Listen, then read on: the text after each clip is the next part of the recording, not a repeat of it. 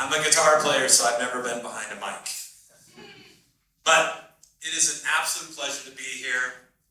One of my longtime friends and business partner, Ian Bowles, is in the audience. Ian, thanks for being here. I somehow ended up in the video industry. It's a bit of a late bloomer.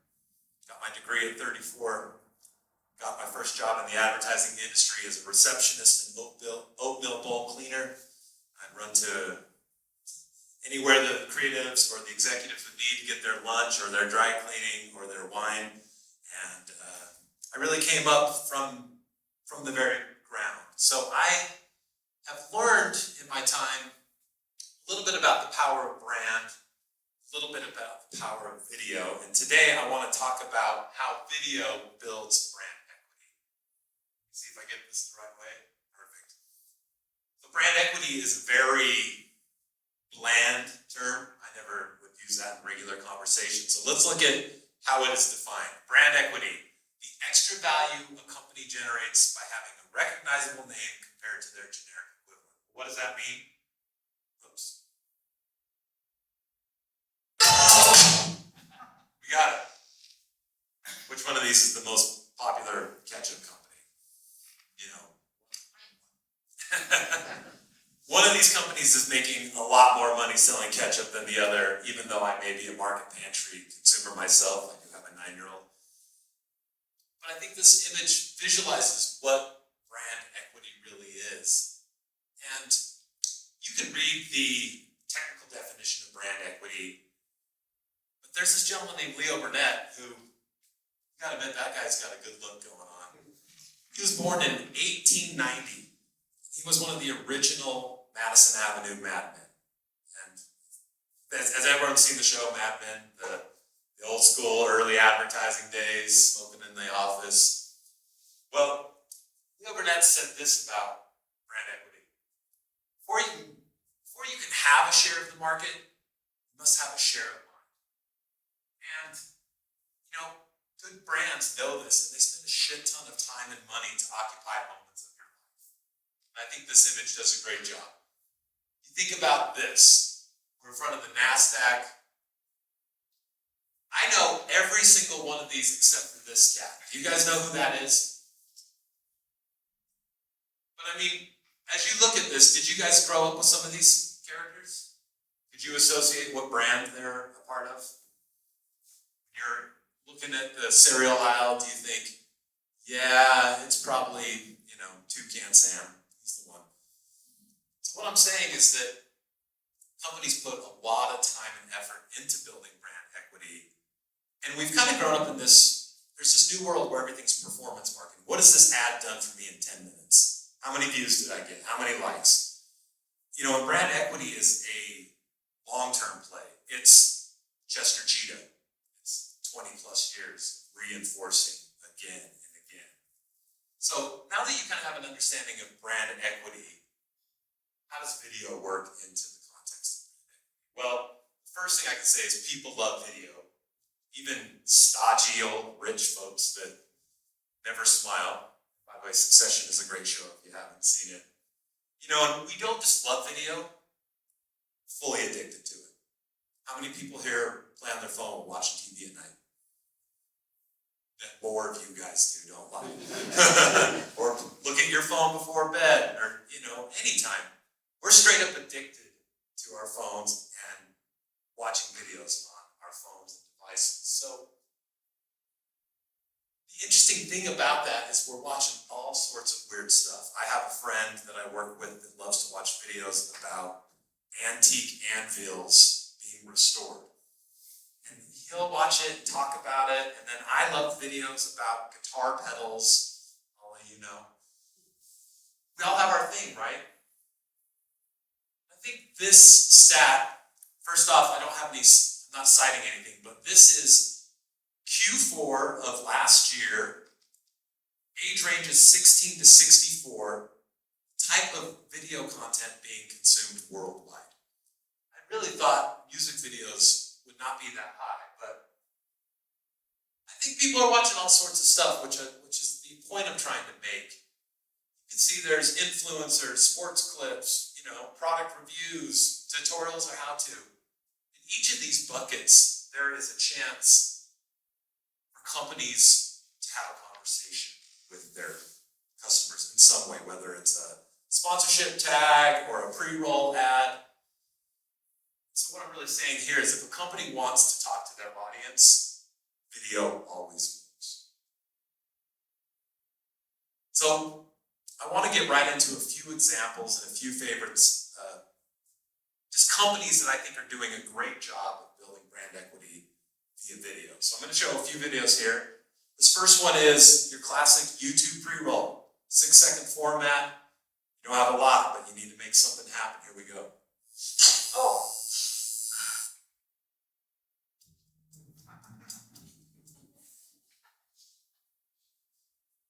That one, I bet when you leave, you'll remember the general, there's not a call to action here necessarily. There is some reinforcement of the company's mission, but it was strictly a video to make you laugh and then, association with the brand.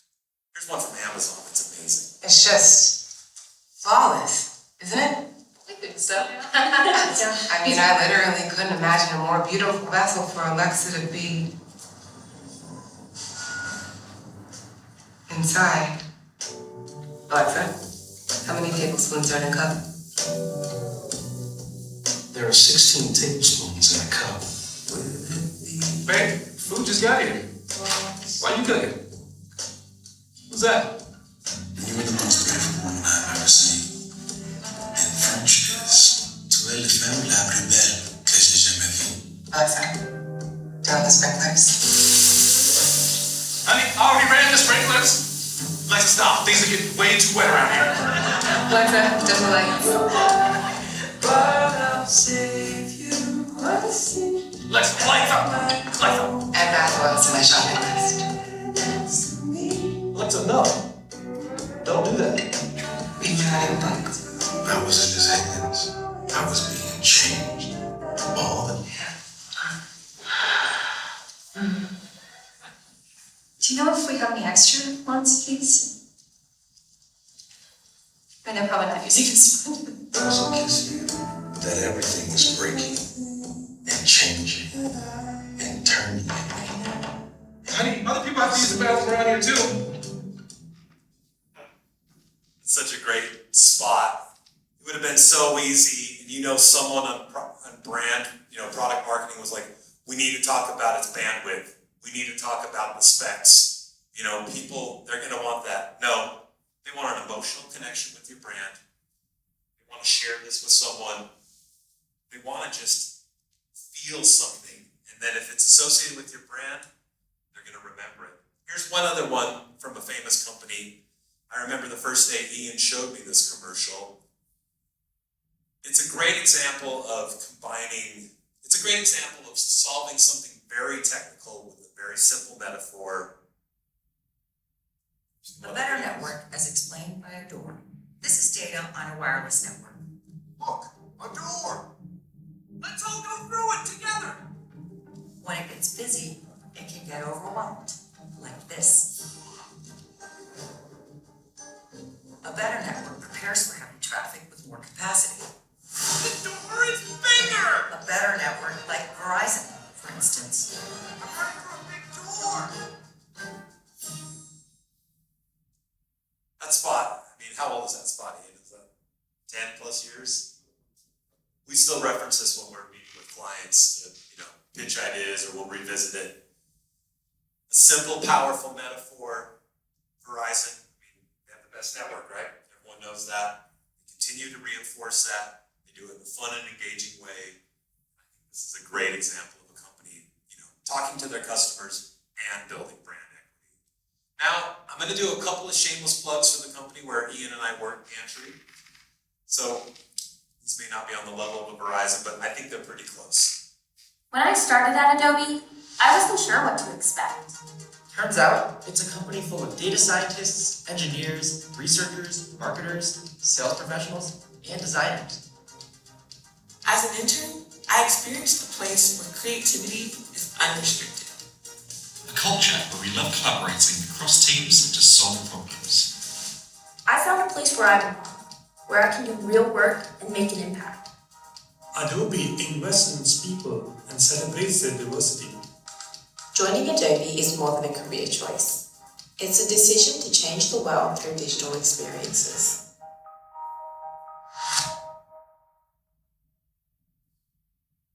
It was a very successful video for Adobe, a very complicated video to condense down to 30 seconds. But I think it does a great job of saying a very, specific message in a fun and compelling way. I'm going to show you one more video from Gantry. And for this one, it was a lesser-known tech company that wanted to speak directly to developers, and they wanted to talk to developers so that they would spin up this company's servers and be more productive and basically produce better work. So our team came up with this great idea. Once upon a time, there was a developer who could bend his world to his will. With but a few clicks, he spun up the mightiest of apps, poetically applying predictable pricing to scale his servers. He created without end because his tools understood him. He was a merciful and benevolent king. Wait! Good job getting that app to production on time. Thanks. And now the CEO knows his name. What was that? Nothing.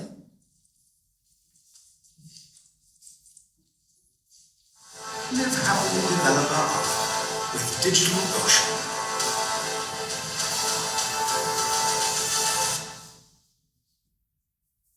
Thank you for the shameless self-plug. So all this culminates that when done right, videos are the perfect medium to help build brand equity.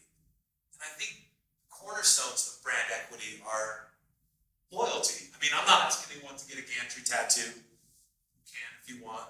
But a familiarity with the brand, the loyalty, the company associating themselves with something that's meaningful. It's not just the product. It's not just the service. And it is a long play. It is the exact opposite of performance marketing. And I see when companies do it right, I see the long-term value. And those are the companies that I always like to work with. And then the ones that just chase, what metrics did we get in, this month? How many sales did that drive?